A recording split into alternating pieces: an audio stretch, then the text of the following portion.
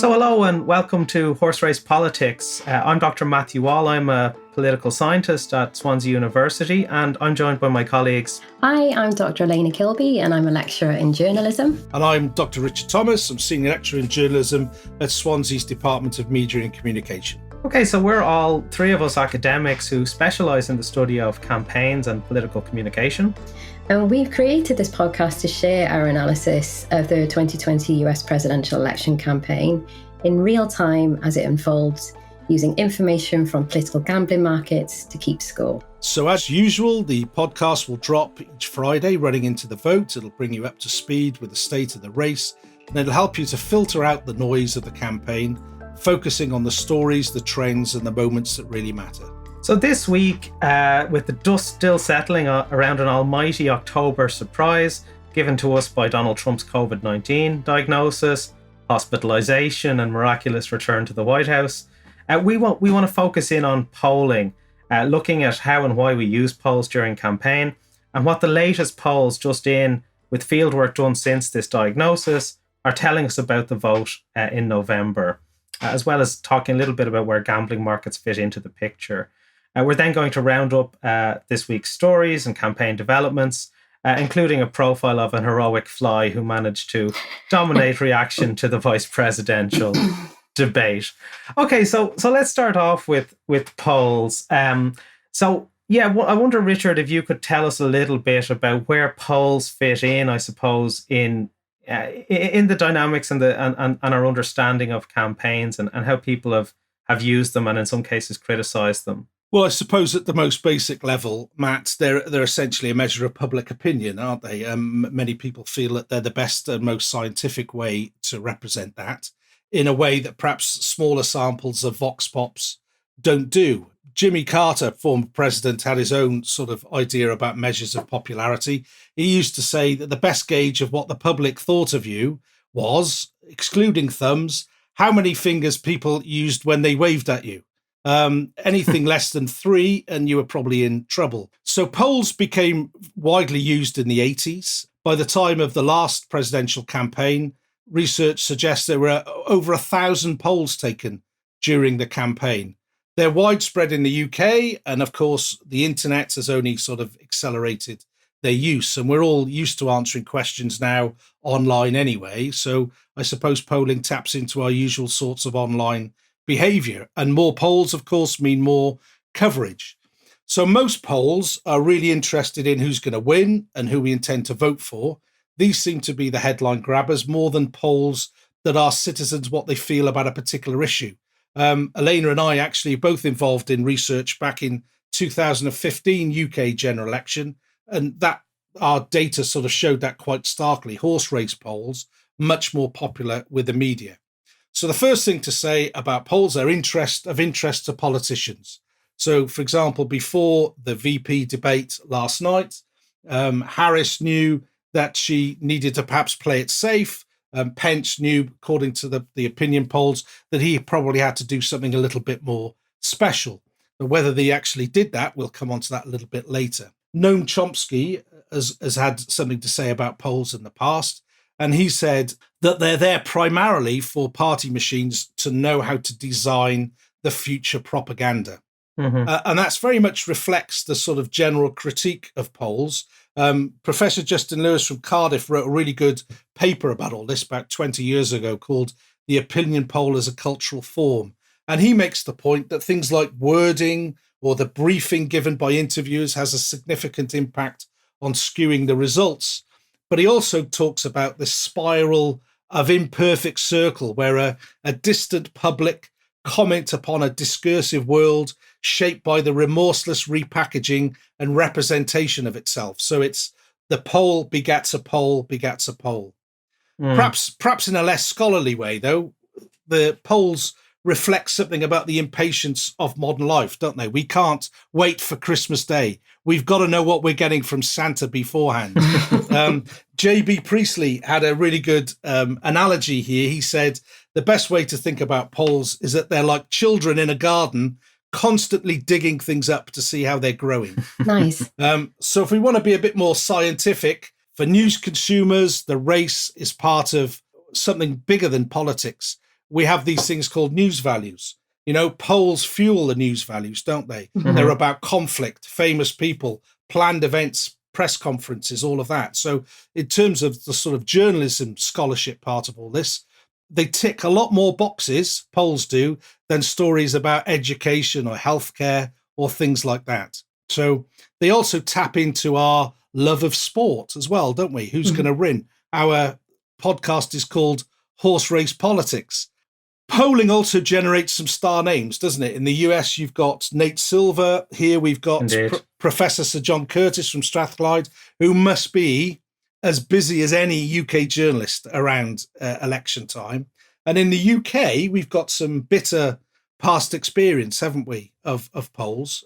Both the last two elections, 2017 and 2019, the polls leading up to the elections, got it quite dramatically wrong. 2017, a clear Tory majority was predicted. We ended up with a hung parliament. In 2019, the Tory majority was estimated to be somewhere between 30 and 50. And of course, it was 86. So for what they're worth, that's a moot point. But I think in conclusion, I would say some people say they have no value since they only reflect the opinions of people who weren't clever enough to jump into a shop doorway when they saw someone walking towards them with a clipboard. Yeah, I mean, it just picking up on the last thing you said, Richard. I mean, the really big first polling failure in the UK recent years was 2015, actually, when I think out of, say, 100 polls, something like 99 predicted a hung parliament. And obviously we got David Cameron's Tory majority, which led to the Brexit referendum, which was also mispolled. And actually 2019, while, yeah, you're right, it underpredicted the Conservative seat majority, it wasn't far out in terms of vote share. Britain has a pretty capricious electoral system, very like America.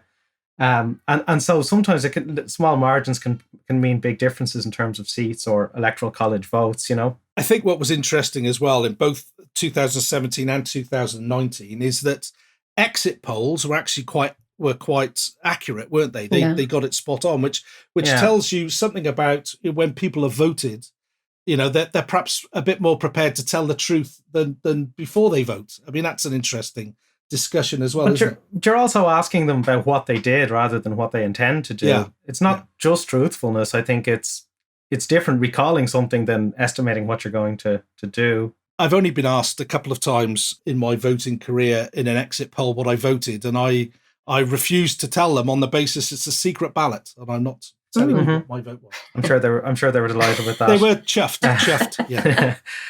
If I could move on to yourself, Elena, because as I was saying in the introduction, we've had some time now for polling to come through where the field work has taken place after Donald Trump's COVID diagnosis and all the drama that surrounded it. And so, yeah, I wonder, could you tell us what some of the developments have been in the polling since then? Yeah, sure. So, I mean, I kind of went over this last night because obviously this thing is changing constantly, as we've seen over the last couple of days. The stories are coming in thick and fast. But Biden is currently ahead of Trump in numerous polls that have been collated by Real Clear Politics. So The Economist, CNN, NBC, New York Times, The Hill.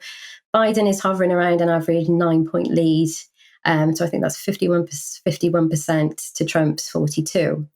But I think we have to be clear that this doesn't guarantee Biden a victory. As we saw with Hillary Clinton in 2016, she also had a clear lead over Trump in the polls, but she actually ended up losing the Electoral College.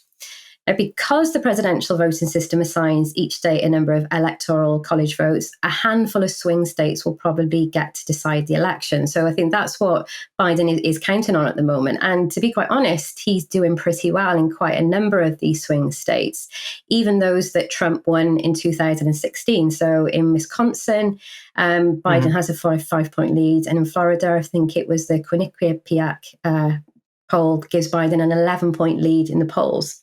So why is he ahead? I think this is probably the main question we're all asking at the moment. And I think we possibly know the answer to this, but I think there's a bit more to it. So if we consider how Biden is and maybe his temperament, I mean, he's not as strident as what Trump is. So people might find this reassuring, who maybe have become quite sick and tired of this visceral political atmosphere in the US. But I think maybe the go-to reason is just down to COVID. I think it was a poll that was conducted by Monmouth University in the last few days, and their chief reason given by the general public was Biden's lead was due to the fact that more voters put their trust in Biden on handling COVID, which isn't probably that surprising given what we've seen over the last week in terms of the administration's lack of, their disregard for COVID safety, and also Trump's theatrical photo ops that have been used to make him look strong and very much presidential. But I mean, as I say, we do have to take polls with a pinch of salt to a certain degree. And Richard has also mentioned this. One thing that I noticed yesterday was two of the kind of leading polls for Pennsylvania, which is another swing state in the election, is the Emerson poll put Biden leading by 5 points, but Quinnipiac had Biden leading by 13 points. So there's a kind of massive margin there. And I think this gives us some indication of why that we shouldn't put our absolute trust in polls to try and predict the winner of the election. And one of the reasons yourself and Richard just hit upon as well, and when Richard mentioned Justin Lewis's research, is how are these questions put together? So what type of questions are they? How many people were interviewed? Were there more people in one poll than the other? What time of day was it? When did the survey happen? All of these things can affect the outcome of polling data. There's also the issue of margin of error. We can't get a completely true result if you're only speaking with a small section of the population.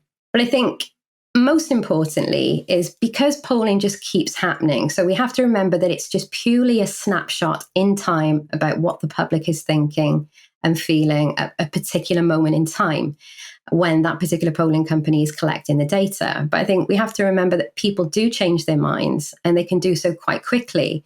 Now, if we think back to this week 4 years ago, the story broke about Trump being caught on tape talking to Access Hollywood host, Billy Bush, about his habit of sexually assaulting women. Now, at that time, this appeared completely catastrophic for Trump's campaign. A number of Republican senators and governors, House members withdrew their support for his candidacy. And it also secured a lead for Hillary from, I think it was 4.6 to 7.1 within the 10 days of the tape being released. But then we have another surprise that happened, as we call the October surprise, where this began to drop off as the Podesta email story came out and the Comey investigation into Clinton's emails starting to gain traction. So I think what I'm trying to say is it's all to play for, and it's still early days. Even though it doesn't seem that it's that long away, we could still be in for some other October surprises that could impact the polling results. I think important to also bear in mind, though, is that the polls can be wrong in either direction. So, again, if you go back to the UK with what happened in 2017, a lot of in polling, you have to sort of do weighting for people who don't respond, but you also have to try and figure out who the hell's actually going to vote, right? Yeah. So you're trying to adjust the data, and sort of what happened in the UK was, well, there was a big underestimate of the Conservatives, right, in 2015, and they got their majority, and everyone was annoyed. So the pollsters adjusted, I suppose, to give more weight to shy Tories or Tory voters. Well, what happened in 2017? Of course, they underestimated Labour, and there was a hung parliament when everyone expected a Conservative majority. And so, I think it's important to bear in mind that the US polling industry hasn't been static in terms of how it does this stuff from 2016 to today. And just as there's a chance that Donald Trump might be underestimated, there's also a chance that he might be overestimated, because it's not like a straightforward, there is just one way to get a polling outcome. There's a lot of adjustment, sort of technical stuff. And what's been really interesting is we've been hearing more and more about sort of shy Trump voters, people who are basically unwilling to say that they'll vote for Donald Trump.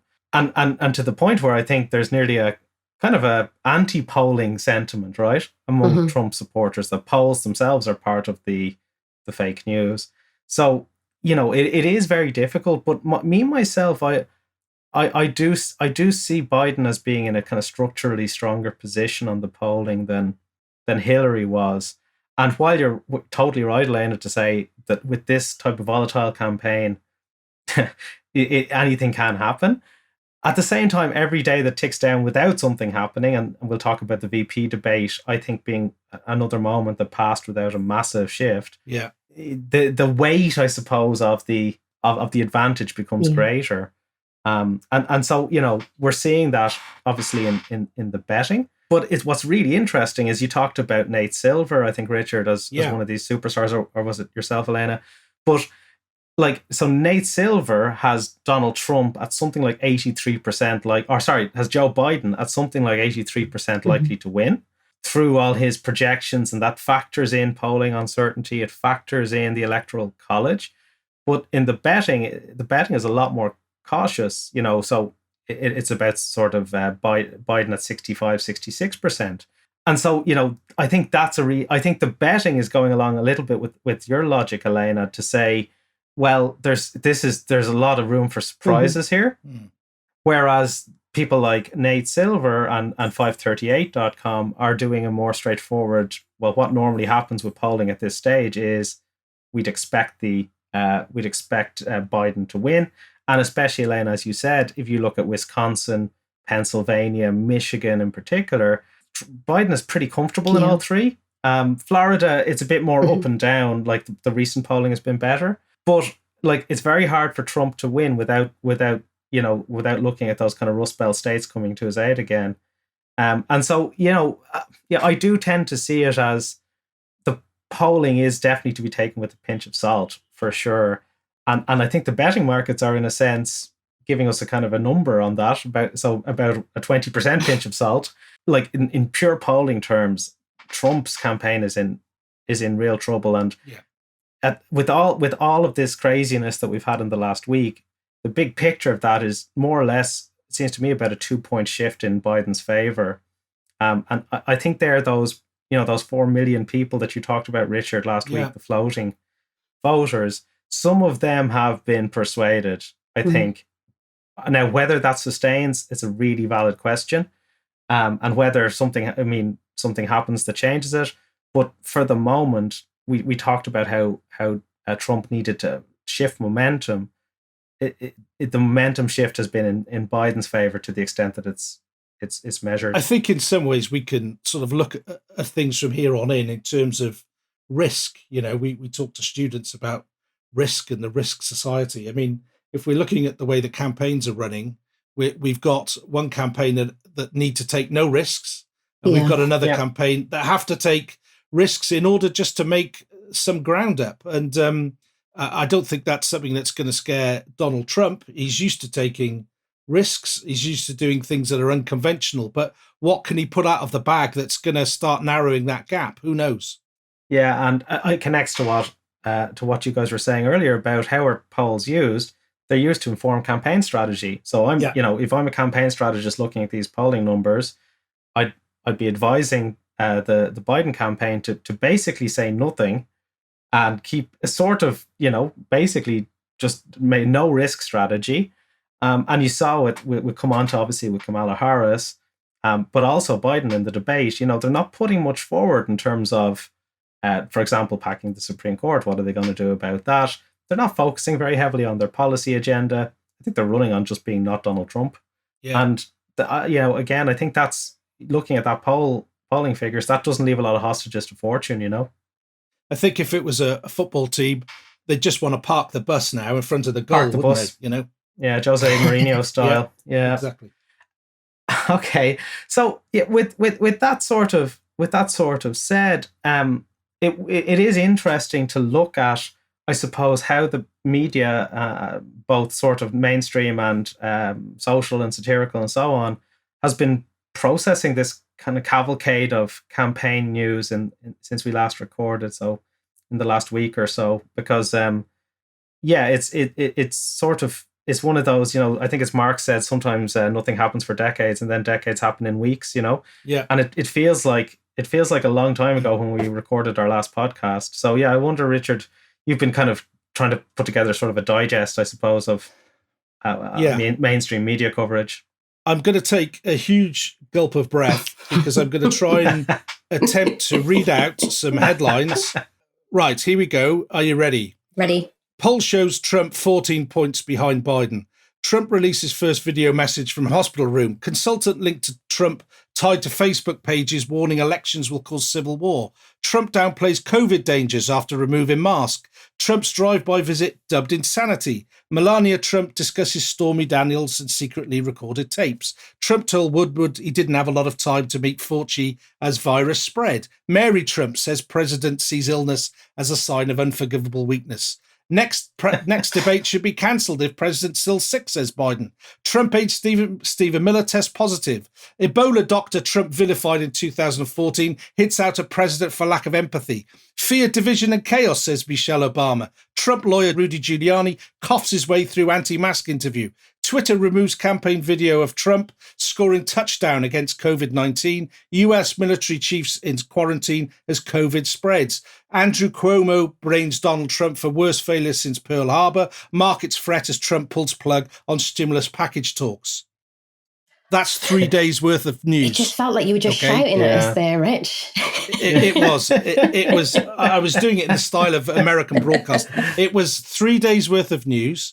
And it just feels that is 5 campaigns worth of events. And it all happened. Most of it was bad news for Trump. And it all happened in a few days. So talk about fast moving. I do sense, and we were talking about this earlier, Matt, weren't we? We do sense that some of the stuffing has been knocked out of, if not Trump, certainly the way that Fox News were representing it. There was an interesting analogy or a connection made with Boris Johnson, and it made the point that catching coronavirus had sort of knocked the stuffing out of Boris Johnson. And a number of people were saying, was this going to do the same to Donald Trump? Was it just going to kind of leave him with low resources of energy and so on?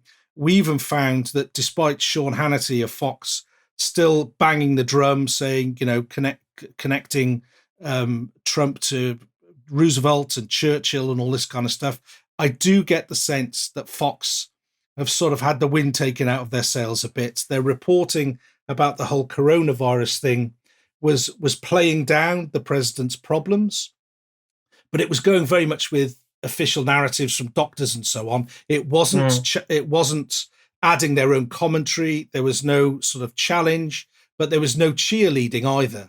It was quite bland kind of reporting. So I think if we are going to take Fox as a sort of an indicator of the biggest cheerleaders for Trump, we can say that they seem to just lose a bit of enthusiasm over the last week. I don't know if you sense the same there, Matt.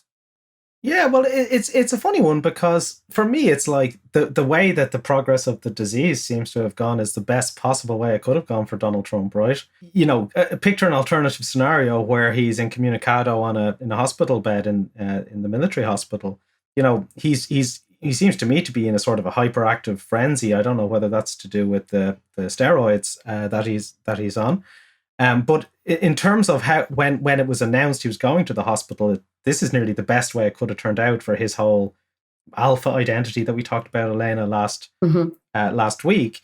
But nonetheless, yeah, you do sense with Fox in particular a sort of a toning down, let's say.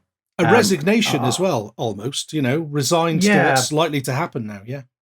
Yeah, but and no matter what, nearly no matter what frame, in terms of the agenda, it's been nothing but wall-to-wall COVID, right? One of the tweets I saw was that there were more cases of COVID in the White House than in the whole of New Zealand. Yeah, correct. And so it's just this rolling story of one person after another testing positive. It's the reconstruction of the Rose Garden event that seems to be at the epicenter of the outbreak. It's and we talked about right at the start how coronavirus is this poisonous issue for the Trump campaign, and the whole media narrative about what is this about has been stuck on COVID now. There was a section on CNN actually where they showed sort of yearbook style the photographs of people who Trump had been into contact with around the time of his diagnosis. And they were sort of moving them back and forth into columns, positive, negative, awaiting test results. And they were sort of shifting positions, just to sort of track the way the virus was finding its way around the inner sanctum of his advisors and so on. Yeah, it's made Donald Trump and COVID completely contiguous, I think, in the public imagination in a way that few things really could have. One thing I wanted to focus on a couple of those stories, though. One of which is the relief package, and like that seemed to me, I was looking at it as a sort of campaigns guy and going, "What are you doing? I mean, here's a chance to give out free money in essentially a month before an election, and you're saying no." Yeah, I mean, give out the money, right? Yeah, I mean, just from a campaign strategy perspective. Show them the money. It's weird. Show them the money. Yeah, it didn't make a lot of sense. You're literally sending people a check. It's kind of old school, right? Back in the 19th century, rotten boroughs and all this stuff in England. So people would buy drinks they'd treat the voters. Seemed to me an easy win. It does make you wonder, to what degree does the president actually listen to those advisors around him who must have been telling him that, Matt? How open is he to taking advice off other people? It's been an ongoing theme throughout his presidency, hasn't it? Well, yeah, and I suppose there's a sort of sense of not bowing to Nancy Pelosi and the Democrats on the House of Representatives. But my God, I mean, well, if you're so far behind and you have a chance to send literally checks to the entire electorate, and you're like, no, it just didn't. I literally didn't understand why that's not happening. From a campaign strategy perspective. The other thing I suppose I wanted to talk about, and Elena, it's been another meme producer, is the vice presidential debate. For me, it was much more standard fare in terms of tone, and but again, it's hard to get away from COVID when there's two plexiglass screens continuously separating you, right? It's kind of a visual reminder. But yeah, I mean, for me, the star was the Fly. Yeah, Lord of the Flies right there. I mean, it's gained so much traction, but also these kind of GIFs around Kamala as well. That's just kind of exploded and gone viral in the last couple of hours. These kind of expression GIFs of, her reactions to what Mike Pence was saying as well. And that seems to be like a big story on social media too, as well as Lord of the Flies. And for a fly that was only on the screen or on his head for 2 minutes, it's become immortal. Because I was watching the debate following Twitter. Someone created a Twitter account for Mike Pence's Fly. By the end of the debate, it had 30,000 followers. I checked a little bit earlier, and it was almost 100,000 followers. That's how popular the Fly was.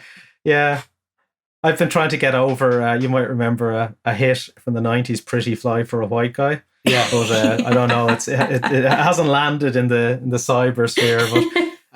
But yeah, it's funny. I saw as well, I don't know, did you see Elena James Corden kind of recreated the Beatles, Maybe I'm Amazed. It's a lovely song, actually, with a kind of a Trump specialized lyrics. He's playing the kind of grand piano. No, I haven't. Was that one that came across your bows? No, I'll have to check that one. I mean, what I've been trying to do this week is trying to have like a more of a varied look, and think one of the things I've experienced since Trump's diagnosis is the memes have kind of exploded all over my social media, and it's again COVID being the main event. So pictures of Trump being fed Clorox through a drip, drinking bleach from a bottle. Even the Biden-Obama memes made a comeback this week, with Biden asking if he could write "stay positive" and a get well card to Donald Trump. So I think there's been a lot more of that this week. And I think what we have to remember, especially with memes, what we've seen now with Pence and Kamala, is that they're a really important mode of communication, and especially during the 2016 election. So I think the spreading of these messages on social media, even though that they might just be seen as a joke, that, they might not be as sophisticated as some of the arguments that, somebody like John Oliver puts across, but there is a real message behind them, which in this case is skewering Trump's shambolic handling of COVID. And what's interesting, I mean, one that I saw was really good was, when Trump is kind of stumbling up the stairs and he puts the face mask in his pocket, quite like assertively, but they kind of mixed over "Don't Cry for Me, Argentina." Yeah, a really rubbish Evita. But what's crazy is how those memes, they sort of reshape actual campaign materials in your mind to where what you actually recall is the parody rather than the original. And that kind of remixing, I suppose, of campaign material is increasingly a feature, I think, of modern political communication. Yeah, and it's like you mentioned in the first podcast that we did with Tina Fey and with Sarah Palin. I mean, they're just completely interchangeable now, and we always think of Tina Fey as being Sarah Palin. So it actually is actually quite powerful. But going back to some of the other kind of niche satire approaches this week, I mean, they pretty much hit on what some of the memes have done. So this big message being that across all of these TV satire programs, that the absolute lack of surprise that Trump contracted the virus when he and his administration had not taken the virus seriously at all. So you had the likes of Stephen Colbert, Seth Meyers, and Trevor Noah all made reference to these kind of big rallies that Trump has been holding over the last few months. The Rose Garden confirmation of Amy Coney Barrett, so that being this kind of super spreader event, essentially. Yeah. And also the mocking of Biden for wearing a mask. I mean, it's just embarrassing just how quickly that's come back to haunt him, really. But I think what all of these hosts have kind of been keen to point out is that Trump has really learned nothing from contracting the virus. And I think that this is the problem about strategy that you were talking earlier, is that this would have been a fantastic opportunity for Trump to turn this around. As you mentioned about taking risks earlier, Richard, if he contracted the virus, showed compassion to the American public, that he knows what it's like and he's going to turn this around. All he's pretty much done is just double down on this tough guy approach and continuing to blatantly disregard the seriousness of the virus. Well, everyone, as far as I can tell from the rhetoric, everyone who's died of it is a wimp, who's let it dominate them. And with 210 plus thousand deaths, that's a lot of people to be alienating. So yeah, listen, we'd better wrap it up because because we're running out of time. But so we sort of we can say, like, at the end of the week, the polls and the odds are showing this campaign trending towards Biden, but in such a chaotic environment, I suppose, as Elena said, there's pretty much a lot left to play for, and so hopefully we'll be able to catch you up on how that's developed next week. So I would just like to thank our guests, so Richard and Elena, and just to note that the funding for this podcast comes from the Cherish Digital Economy Centre at Swansea University. And so we'll all see you next week, and thank you very much.